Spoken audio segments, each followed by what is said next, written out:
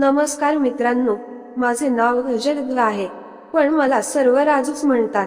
मी job करतो आणि मी गावात राहतो. माझा जॉब दूर आहे, तर मी माझ्या गाडीने प्रवास करतो. म्हणजेच माझ्या गाडीने रोज येणे जाणे करतो. एकदा मी बँकेत आलो. मला काही काम असल्यामुळे मी आपले काम करत होतो. माझ्या मागून सळपातळ दिसणारी एक बाई आली आणि तिने मला आग्रह करून विचारले, थोडा फॉर्म भरून देता का? मी म्हणालो, 2 मिनिट थांबा, माझे काम करून झाल्यावर तुम्हाला भरून देतो. ते तिथे थांबली होती. मी माझे काम करायला गेलो तर एक कागदपत्र मी आणले नव्हते. त्यामुळे मला त्यांनी ते कागदपत्र आणायला लावले. म्हणून मी विचार केला की आता मी उद्याच येईल आणि नंतर तिला म्हणालो, सांगा कुठला फॉर्म भरायचा आहे? ती म्हणाली, मला नवीन खाते ओपन करायचे आहे, पण मला जास्त समजत नाही.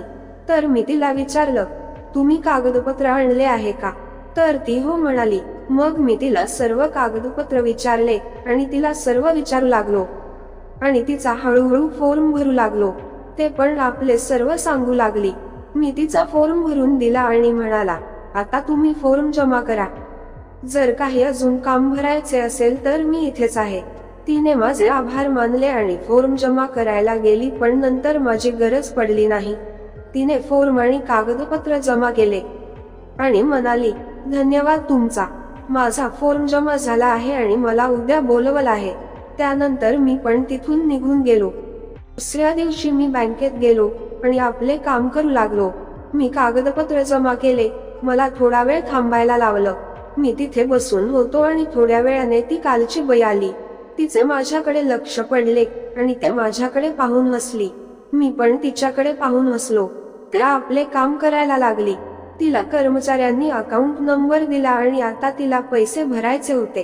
ती परत माझ्याकडे आली, अगोदर हसली आणि म्हणाली, माझा हा पैसे भरायचा फॉर्म भरून द्या. मी पण हसलो आणि ठीक आहे म्हणालो. त्यानंतर मी तिचा फॉर्म भरला आणि ती लाईन मध्ये लागली. त्यानंतर माझा नंबर आला आणि मी पण आपले काम केले. नंतर मी बाहेर आलो. थोड्या वेळाने ती आली.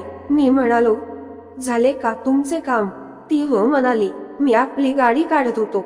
तिला विचारले, कुठे जात आहे? आपल्या गावी जात आहे असे सांगितले. तिचे गाव माझ्या गावाच्या अगोदर होते. मी म्हणालो, चला माझ्या सोबत. अगोदर नाही म्हणाली.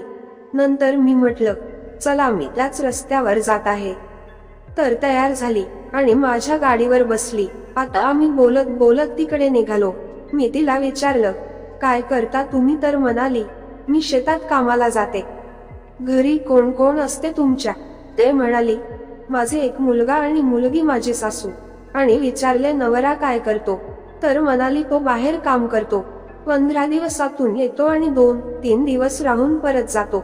बोलता बोलता तिच्या गावाला पर्यंत पोहोचलो. जाताना मी तिला माझा नंबर दिला आणि म्हणालो, कधी पण तुम्हाला कुठे काम असेल या कोणत्या कामात काही अडचण असेल तर मला फोन करा. तिने हो म्हणून मान हलविली आणि मी आपल्या घरी निघालो. नंतर काही दिवस असे गेले आणि एक दिवस ती मला त्याच रोडवर दिसली. मी आपल्या कामाने जात होतो. ती कदाचित ऑटोची वाट पाहत होती. ती मला दिसताच मी थांबलो. मला पाहताच ती हसली. मी म्हणालो, कुठे जात आहे? तर म्हणाली, बाहेर जायचं आहे, थोड मार्केटमध्ये. मी म्हणालो, चला मी तिकडेच जात आहे. तर म्हणाली, खूप दूर आहे ते, उगाच तुम्हाला त्रास होईल. मी म्हणालो, कसला त्रास? चला, मी पण तिकडेच चाललो आहे. मग ती बसली आणि आम्ही बोलू लागलो. मला म्हणाली, मला थोडे पैसे मिळाले म्हणून मार्केटमधून काही घेऊन येते म्हटलं. त्या दिवशी आमचे खूप गुल्हे झाले होते आणि माझे काम करून मी तिच्या सोबतच होतो. एक दुकानात ती गेली आणि सामान घेत होती. दुकानदार तिला म्हणाला, मॅडम हे सामान आपल्या नवऱ्याजवळ द्या आणि बघा तुम्हाला काय घ्यायचे आहे ते. नवरा म्हणताच ती माझ्याकडे पाहू लागली आणि मी तिच्याकडे. पण आम्ही दोघं काही बोललो नाही आणि मी तिच्या हातातले सामान घेतले आणि ती सामान पाहू लागली. त्या दिवशी मला तिचे नाव सरिता आहे माहीत झाले.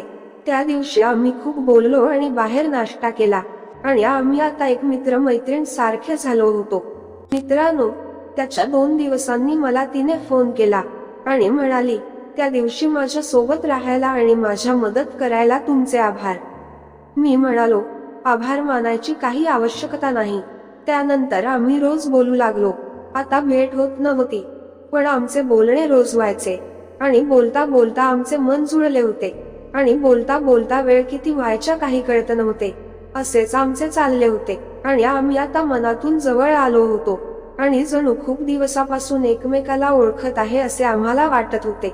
आता तर एक पण दिवस असा नव्हता की आम्ही बोललो नसेल आणि मला ती आवडू लागली होती. कदाचित तिला पण मी, कारण तिच्या बोलण्यावरून मला समजत होते. आणि एक दिवस तिने मला सांगितले, मला तुझ्या गावात काम आहे, मी येणार आहे. मी म्हणालो, माझ्या घरी पण ये. तर म्हणाली, नाही, कोणी बघेल तर बरे वाटणार नाही. मी म्हणालो, तू गावात तुझ्या कामासाठी येत आहे, त्या कामासाठी खूप लोक येतील तर गर्दी असणारच, त्यामुळे काही प्रॉब्लेम नाही आहे. ती म्हणाली, बघू नंतर. आणि काही दिवसांनी ती त्या दिवशी गावात आली. मला येताना तिने कॉल केला होता. मी अगोदरच तिथे उपस्थित होतो. ती आली आणि काही वेळाने मी तिला दिसलो. तिने माझ्याकडे पाहिले आणि हसली. ती सुंदरशी साडी आणि तिचा सिंपल लुक होता, पण दिसत छान होती. मला तर तिला पाहूनच माझ्या मनात एक वेगळे वाटू लागले होते. मग मी तिच्याकडे गेलो आणि म्हणालो, आता आली तर घरी पण चल. ती म्हणाली, आधी काम करून घेते, नंतर येते. ती आपल्या कामाला लागली. मी तिथेच ओळखीच्या लोकांसोबत बोलत होतो. काही वेळाने तिचे काम झाले आणि मला बघू लागली. मग मी तिच्याकडे गेलो आणि म्हणालो, आता चलते ना? तर म्हणाली, तुझ्या घरी कोणी असेल तर काय सांगशील? मी म्हणालो, माझ्याकडे कोणीच नाही आहे. सकाळी आई बाबा कामाला निघून जातात आणि सायंकाळी येतात, त्यामुळे घरी कोणीच नसते. आता तिने एक वेगळी स्माईल दिली. तिला मी घरी घेऊन आलो. तिला बोललो, काय बनवू, चहा की निंबू पाणी? तर म्हणाली, चहाच ठीक राहील. मी चहा बनवला आणि अगदी तिच्या जवळ येऊन बसलो. आम्ही आता जवळ आणि चहा पिऊ लागलो. माझे वागणे तिला समजले होते आणि तिला म्हणालो, फार छान दिसत आहे. तर लाजली आणि म्हणाली, या आधी मला बघितले नाही का? मी म्हणालो, ही बघितले, पण एवढ्या जवळून नाही. आता ती काहीच बोलली नाही. आता आमचे डोळे एकमेकांसोबत बोलत होते आणि आम्ही एकमेकांमध्ये केव्हा रमून गेलो आम्हालाच कळलेच नाही आणि त्या क्षणाक्षणाचा आनंद घेऊ लागला. तो क्षण मला तर हवाहवासा वाटू लागला आणि तिच्या पण चेहऱ्यावर एक वेगळा प्रसंग दिसून येत होता आणि तो मला अजून उत्साहित करत होता. बाहेर आवाज आणि घरी शांतता आणि ही वेळ आम्हाला फारच उत्साहित करत होती आणि आम्ही त्यात पूर्णपणे सामावून गेलो होतो. असेच आमचे रसूल राहिले. नंतर आम्ही थांबलो. तिला म्हटलं, आता आली आहे तर जेवण करून जा. तर नाही म्हणाली. तरी मी तिला आग्रह केला आणि आम्ही जेवण केले. नंतर ती आपल्या गावाकडे निघाली. आता आमच्या नेहमी बोलण्या आणि भेटी होत राहतात. अशाच अनेक गोष्टींसाठी चॅनलला सबस्क्राईब करा. धन्यवाद.